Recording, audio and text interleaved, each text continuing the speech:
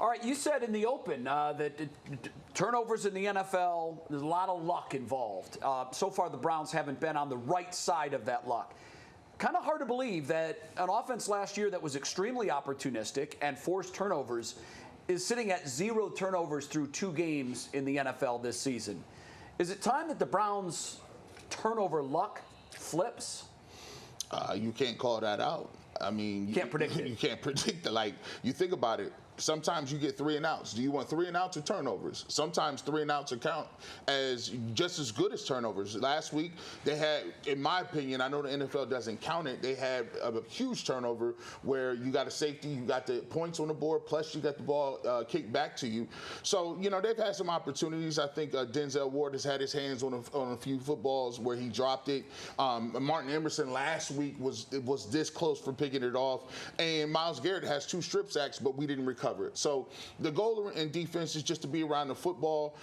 Sooner or later, they're going to have to make some of those plays because, trust me, those plays, turnovers are game-changing. So, you know, they're preaching to them, hey, guys, we got to make those plays. We got to get it done, bull. There's been the Browns have forced fumbles.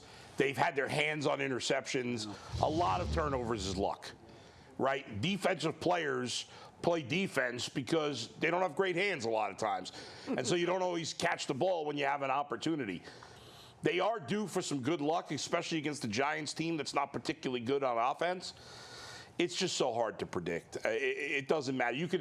One team could force 5 turnovers one week, and then they're playing a terrible team the next week, and you expect them to do it again, and they don't. Yeah. It happens all the time. This defense is good enough. You feel like there's a 3-turnover week coming. It's coming. Yeah. And against a team like this, maybe it is this week. Another thing that I think should count as a turnover and doesn't is a 4th down stop. It's the same thing as a turnover. I do too. So when you factor in, I don't know if the Giants are going to be going for it on many 4th downs on Sunday. Obviously, down and distance factors into that. But when you think about how stout this Browns defense is, I like their odds in any 4th down situations. You talked about the safety. That should count as a turnover. It's points on the ball. Miles getting strip sacks. The ball has been on the ground. They just haven't fallen on it. There's a little bit of fluke to that. Are the Browns going to lead the league in turnovers this year? I don't know. But I do think that there is a week coming where they're going to have a 3 or 4 type of turnover game. And this very well may be that week. A flip of a coin is luck. Yeah. It's a statistical draw, 50-50. Then the more you do it, the more likely you are to be to that average. I do believe that there is skill involved in turnovers. Stripping the ball, that's a skill. The bounce of that ball was luck. Having a ball in your hands, that's skill. That it's also a lack of skill that you couldn't hold on to it.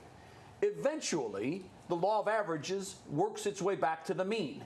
And the mean here is that the Browns average turning the ball over more than forcing turnovers on defense more than not. So they're going to get a turnover on Sunday. And they might get multiple turnovers on Sunday. But again, it's hard to predict something that's strictly luck-based. But I think with turnovers, there is skill to it. And I think our guy, 95, is probably going to be in the middle of one, whether he strips it and recovers it or strips it and someone else falls on it. But I do think the Browns will get turnovers on defense. Hopefully they can avoid turnovers on the offensive side.